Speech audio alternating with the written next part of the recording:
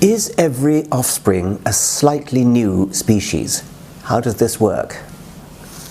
Well, I see what you mean, because the variation that exists in every population could be thought of as a tiny step towards a new species, but I think it's pretty misleading to put it that way, to say every offspring a slightly new species. When two populations spring off from one, when a population splits into two by some kind of random accident, some kind of separation, a geographical separation onto different islands, or separated on different sides of a river or a mountain range or something like that, then the ordinary variation that happens in every population is no longer tied to each other. These two populations are now free to move in different directions in evolutionary time. So one of them may become a bit darker, one of them may become a bit lighter, one of them may become a bit bigger, one became a bit smaller, or something of that sort. Every individual offspring is just similar to its parents. You wouldn't really notice that there's any evolutionary trend going on. But over a long period of time, the population on one island might become a little bit different from the population on the other island. And these are starting to diverge. These really are starting to move towards becoming a slightly new species.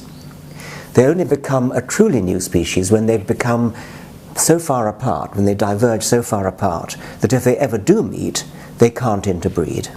And that's the point when, by definition, we say they've become a new species. But you are right that there's a sort of continuum between just ordinary variation in different geographical regions and becoming a new species.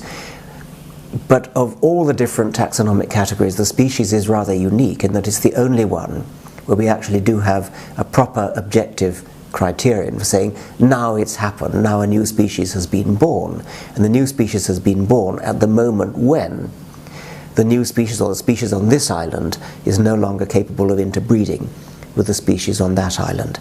As for why they're no longer capable of interbreeding, well, that's because their genes become progressively more incompatible. Their chromosomes may become unable to work together to produce offspring of the next generation, something of that sort.